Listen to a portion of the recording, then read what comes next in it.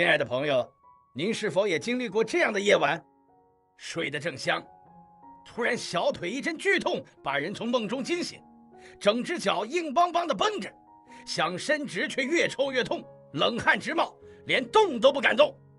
有些人一个晚上不止一次，2、3次腿抽筋，搞得睡不好，隔天更是没精神。很多人以为是天气冷，走太多路，或者说我年纪大了嘛，抽筋正常了。也有不少朋友吃了钙片，擦了药膏，还是照样抽。但医生提醒我们，如果1个月出现3次以上夜间腿抽筋，特别是60岁以上的朋友，那就不只是小毛病，而是身体在发出重要的警讯。抽筋并不只是因为缺钙，它很可能与神经老化、血管硬化、电解质失衡，甚至是糖尿病、高血脂、中风前兆等问题有关。换句话说，频繁的腿抽筋其实是隐藏疾病的外在表现。这就像汽车在跑的时候，轮胎突然剧烈震动，不是换轮胎就好，而是车子底盘或方向系统可能已经出了问题。我们的腿一样如此。今天的影片，我们就来为您揭示5个半夜腿抽筋的身体警讯。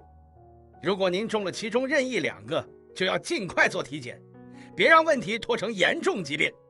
这5个信号，很多人以为只是老化正常反应，但其实它们的背后可能藏着更大的风险。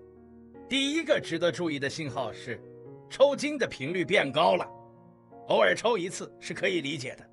但如果您发现自己1周有3次、4次，甚至每天半夜都在抽，那就不是偶发那么简单了。特别是那种每天差不多时间抽筋，常常是在凌晨3点、4点，而且不是换个姿势就能缓解，还要按、要揉、要走一走才能慢慢缓解的那种抽筋，说明您的身体正在进入慢性失衡的状态。医生说，这种频繁抽筋很可能是电解质失衡的表现，像是钙、镁、钾这些矿物质，如果摄取不足或者流失太快，就会让肌肉处于一种过度紧张、容易痉挛的状态。此外，维生素 B 群不足、神经传导变慢，也是造成夜间反复抽筋的重要原因。尤其是上了年纪后，营养吸收能力下降，很多人3餐简单，没特别补充，时间一久，身体自然会抗议。所以，当您发现自己越来越常抽筋，特别是在晚上睡觉时发生的越来越频繁，那就该重视了。别再觉得是自己走太多路或天气冷，而是该认真考虑，是不是该做个身体检查，看看有没有电解质异常、营养缺失或者慢性代谢问题。这不是危言耸听，而是很多慢性疾病的前兆都会从抽筋频繁开始提醒我们。第2个信号是很多人经常忽略的，那就是抽筋的位置开始转移了。早期的抽筋常常集中在小腿肚，这其实是最典型、最常见的位置。但如果您发现最近抽筋的地方开始变得不一样，比如脚底抽筋、脚趾痉挛、大腿抽筋，甚至是手臂也跟着抽，那就表示问题可能更深了。为什么会这样？医生解释说，抽筋位置的变化通常意味着身体的整体神经传导或电解质状况在恶化，尤其是当抽筋的范围变广、次数变多，从一个部位扩散到多个部位，这很可能代表身体的矿物质流失速度加快，或神经系统正在退化。举个例子，像维生素 B1、B6、B12的缺乏，就会让周边神经反应变慢，让肌肉控制力减弱，导致非典型性的抽筋部位出现。而镁和钾的流失，也会让一些平常不太抽的部位开始发作，像脚趾、足底、大腿内侧，这些部位本来就血液循环差，神经末梢多，一旦出问题，抽筋就会反复发生。所以，如果您最近开始发现，不只是小腿在抽筋，而是连脚趾、脚背、大腿都开始抽，那就不能再当作运动太多或睡姿不好来解释了。那是身体在提醒您，您的神经、矿物质甚至血液循环系统已经开始出现更系统性的变化。早一点发现这些变化，就能早一点采取保养和补充，让问题停在小警告的阶段，别等它演变成大问题才来后悔。第三个信号其实更容易被忽视，那就是抽筋的频率越来越高，而且从偶尔一次变成3天2头发作，甚至天天来报到。有些长辈一开始可能还会说，可能是昨晚睡姿不对了，今天白天走太多路了，天气冷，抽一下也正常。但问题是，抽筋这件事本来就不该频繁出现。如果您发现最近3天就抽2次，或者1星期抽4、5回，那这就不是单纯的偶发事件，而是身体在长期缺某些营养，或者某些代谢出了问题。医生指出，当抽筋变得频繁时，最常见的几个原因包括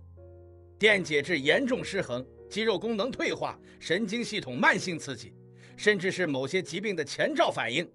比如糖尿病初期肾功能下降、甲状腺功能异常等，都会透过频繁抽筋向我们发出信号。还有一点常被忽略，那就是药物副作用，像某些高血压药、利尿剂、胆固醇药都可能加速体内钙、镁、钾的流失，让身体更容易陷入抽筋循环。有位真实案例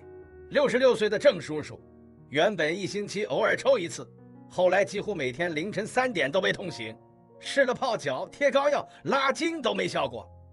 最后去医院检查才发现，他吃了3年的降压药，把体内镁和钾带走了，造成了慢性电解质流失型抽筋。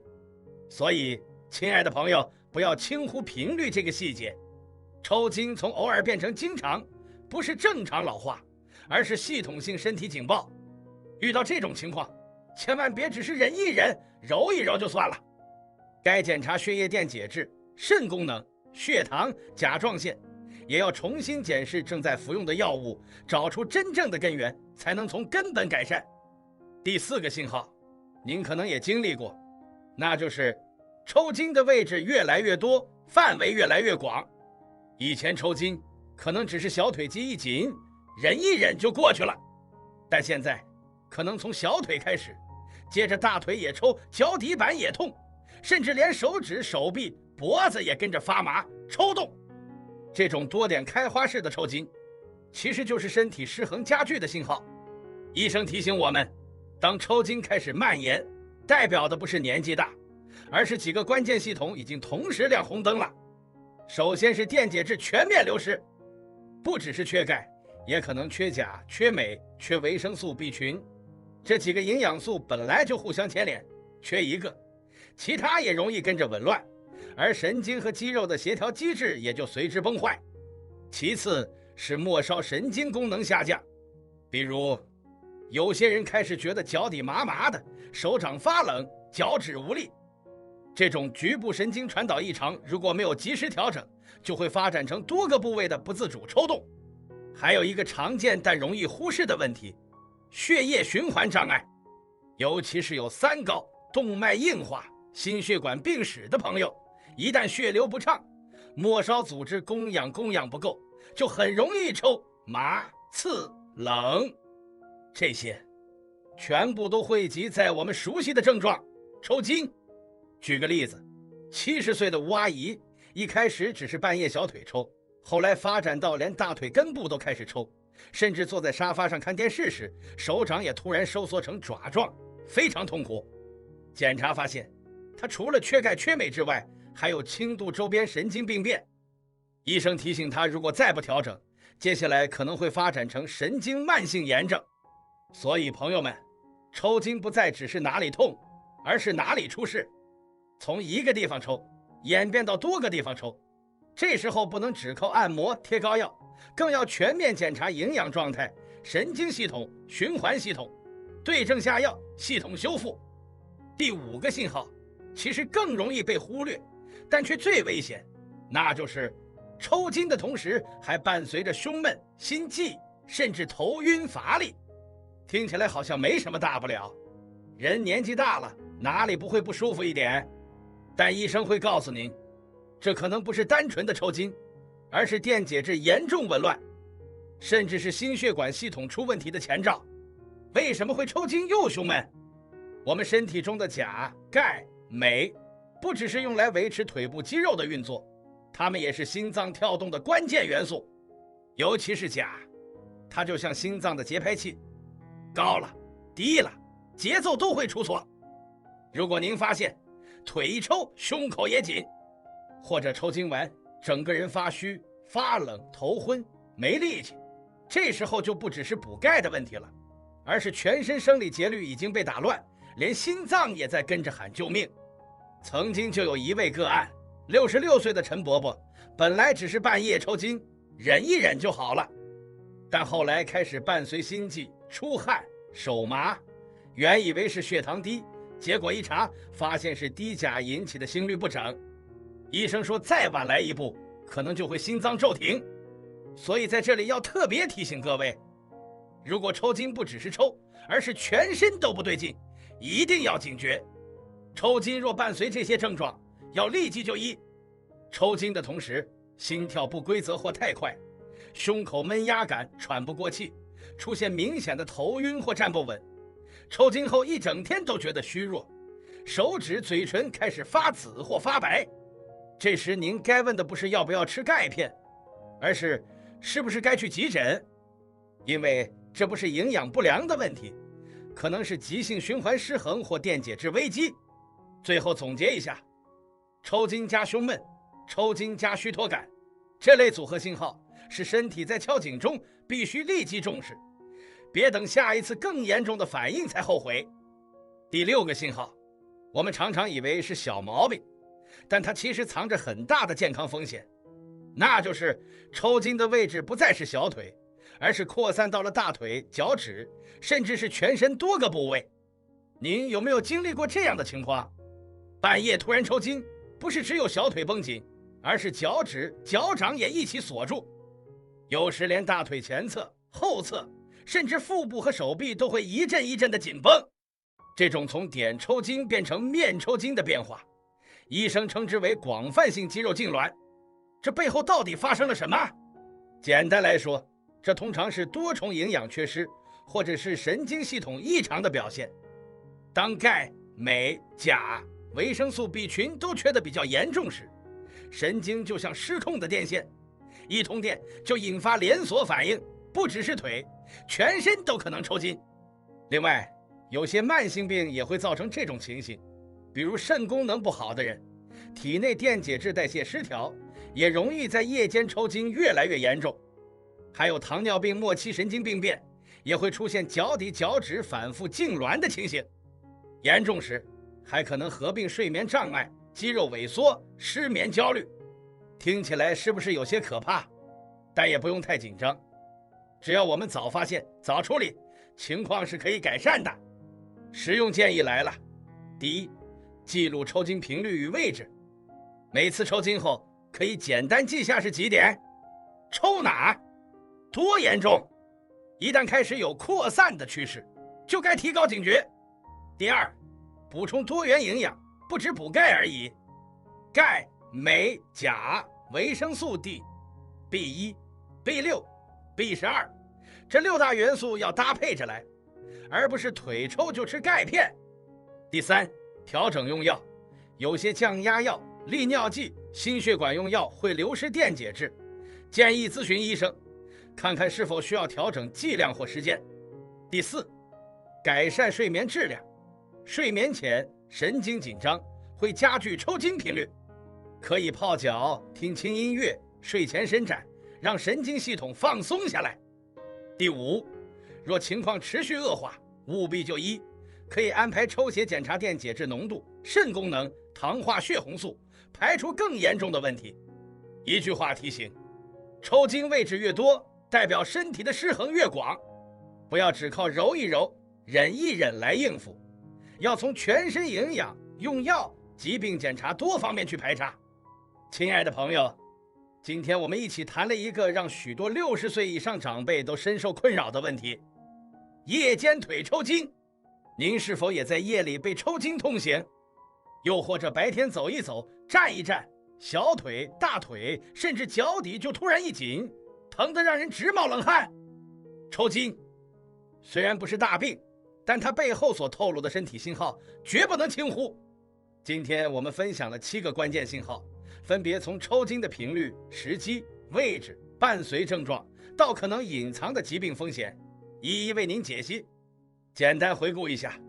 第一，如果您发现最近抽筋越来越频繁，特别是3天2头就来一次，那就是身体在提醒您，营养失衡或慢性病风险正在逼近。第二，抽筋时间越来越长，缓不过来，表示肌肉调节能力在下降，也可能是电解质流失太严重了。第三，抽筋不只是小腿，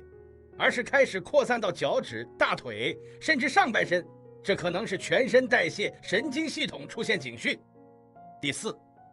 如果同时出现手脚麻木、刺痛感、冰冷、肿胀、行动困难，那就绝对不是抽筋而已，而可能隐藏更复杂的问题。第五，若您服用了利尿剂、降压药、糖尿病用药，更要留意它们是否导致电解质流失，引发抽筋。第六，如果平常饮食太单一，不爱吃蔬菜，不喝牛奶，维生素补充不足，那就该警惕是长期缺乏钙、镁、钾、维生素 D 或 B 群所造成的慢性症状。第七，睡前常常抽筋影响到睡眠，那将严重影响第2天精神状态，甚至跌倒风险也会跟着升高。别小看这些看似平常的信号，身体早就通过这些小动作告诉您，该调整、该检查、该保养了。那么接下来该怎么做？我们也为大家整理了一套温和有效的腿部防抽守则，每天摄取均衡营养，钙镁钾维生素都要顾到，适度活动腿部，像是抬腿、拉筋、快慢走交替练习，睡前泡脚加按摩，舒缓神经，改善循环。注意服药影响，必要时和医生讨论是否需调整。若发现抽筋越来越严重，位置越来越多，恢复越来越慢，请尽快就医排查。亲爱的朋友，我们不能控制年纪，但可以选择用更聪明、更温柔的方式去照顾我们的双腿，让它们依旧灵活有力，陪伴我们继续走得稳，走得远。如果您觉得今天的内容实用，欢迎按下喜欢，订阅我们的频道银铃智慧。我们每周都会分享实用健康建议、营养知识与生活技巧，陪您一起安心变老，健康前行。也欢迎您留言和我们分享您的经验，您的一句话或许就能帮到更多和您一样的朋友。我们下次再见，祝您双腿轻松，夜夜好眠。